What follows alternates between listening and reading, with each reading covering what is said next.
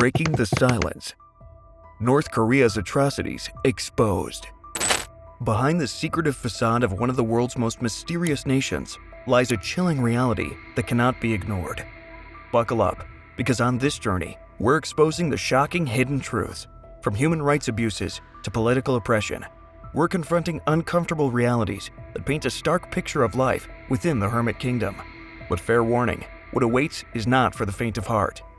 Stick around until the end to uncover the shocking truth about executions, concentration camps, and the heartbreaking fate of escapees. This is a story that needs to be shared. So brace yourself for a gripping exploration into a nation where reality is stranger than fiction, and even the smallest act of dissent can have fatal consequences. North Korea's atrocities exposed. The stories of those who have managed to escape this oppressive regime are harrowing, revealing a dark and hidden reality that demands our attention. One such story comes from an escapee called Yeonmi Park, a courageous human rights activist and author. Yeonmi Park's harrowing account of her escape from North Korea highlights the unimaginable hardships faced by its citizens. Imagine a childhood where every step you take is in the shadow of public executions, where the mere act of dialing an international number could be a one-way ticket to your death. This is the dark and hidden reality that Yeonmi Park unveils in her gripping memoir, In Order to Live, a North Korean girl's journey to freedom. Picture a world where the air is thick with fear and paranoia, where making the wrong move or failing to praise the regime's leader with enough emotion or enthusiasm could bring down unimaginable punishment. In this oppressive landscape, freedom is but a distant dream, and basic liberties are nothing more than a distant fantasy.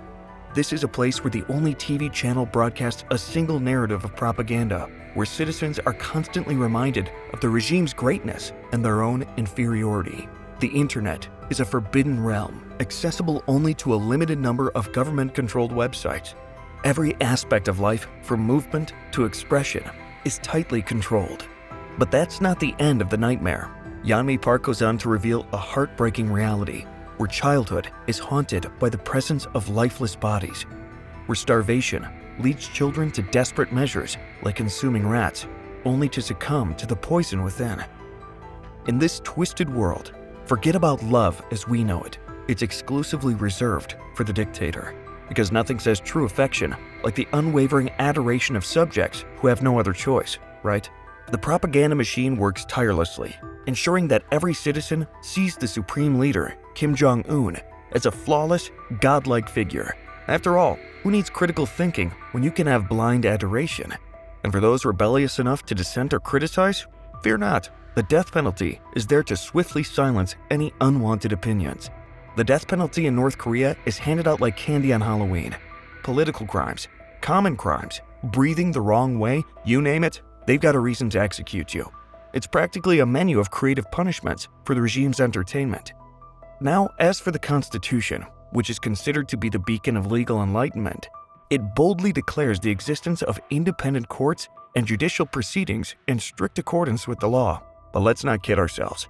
In reality, the courts are more like puppets on strings, dancing to the regime's tune rather than upholding any semblance of justice. Now let's meet the star of our show, Kim Jong-un, the mysterious supreme leader of North Korea, reveling in extravagance and bathing in opulence. His rule is a spectacle of power, creating an aura of untouchability around him. And why not? His family's been running the show for over 7 decades, and since 2011, he's been perfecting the art of portraying himself as a leader, living in a realm of opulence and might. Meanwhile, the majority of North Korean citizens are left to grapple with the harsh realities of their grim conditions. But does he lose sleep over that? Absolutely not. Welcome to the economic marvel that is North Korea, a centrally planned hermit country with limited trade, guaranteeing a perfect storm of low GDP per capita, widespread poverty, malnutrition, and famine. According to estimates based on the North Korean census, approximately 240,000 to 420,000 people died as a result of the famine. But wait, there's more. Some suggest the number could be much higher, a whopping 600,000 to 850,000 deaths from 1993 to 2008. The causes of this famine? Oh, just some casual economic policies by the brilliant minds in North Korea. Or, as others speculate, a touch of terror starvation, where the regimes deliberately use starvation as a tool of terror or as a means of control. Kim, now the third-generation autocrat in his family, thrives on instilling fear as if it were his personal superpower. How does he accomplish this feat? A buffet of oppression, political prison camps, forced labor, torture, and a tight stranglehold on freedom of speech and religion. North Korea's got it all. This is a place where political prison camps are not just a concept, but a living nightmare. Welcome to the notorious Kwanliso No. 16, Hwasong, a place where overcrowded living conditions, meager food supplies, and a dire lack of medical care are the norm. But that's just the tip of the iceberg. Located in the mountains near the city of Hwasong, this political prison camp is part of a network of similar facilities where individuals deemed a threat to the regime are sent. Within the bowels of this political prison camp, overcrowded living conditions have become the norm, with inmates facing meager food supplies and a dire lack of medical care. But that's just the tip of the iceberg.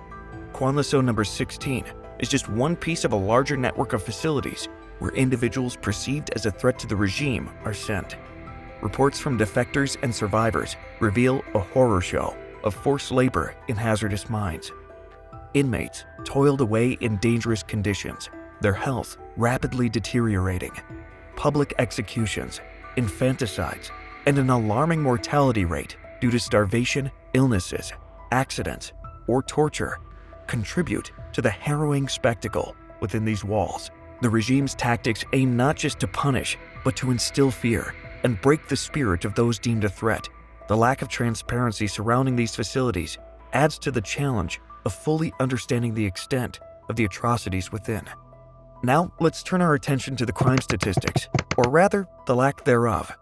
North Korea's secrecy shrouds the extent of criminal activity, making it a mystery within a mystery. Public executions, a spectacle that resumed in 2007, spare no one, whether they be officials or common criminals. These executions are often carried out in public spaces, transforming them into horrifying theaters of state-sanctioned violence. What a delightful way to spice up public spaces, right? The government's firm grip on religious activities allows only state-sanctioned religions, and, surprise, surprise, it mainly revolves around the cult of the ruling Kim family. Stray from this divine script, and you're in for a treat. Imprisonment and torture. Reports tell a grim tale for Christians, who seem to be the stars of this persecution show. Public executions and mass imprisonments are just part of the routine, with an estimated 50,000 to 70,000 Christians enjoying the hospitality of North Korean prison camps. Take the case of Ri Hyun-ok, who had the audacity to distribute Bibles and found herself in the spotlight of a public execution in Ryongcheon, a literary crime wave indeed. Meanwhile, her family earned an exclusive ticket to the political prison camp, a family vacation, courtesy of the benevolent regime. The oppression extends back in time too. From 1949 to the mid-1950s, under the rule of Kim Il-sung, all churches faced closure. Catholic priests, both foreign and non-foreign, faced execution, while Protestant leaders who clung to their faith were conveniently purged as American spies. But wait, there's more. If you thought this religious intolerance was limited to Christianity, think again. Only 60 out of 400 Buddhist temples survived the religious persecution in the 1950s.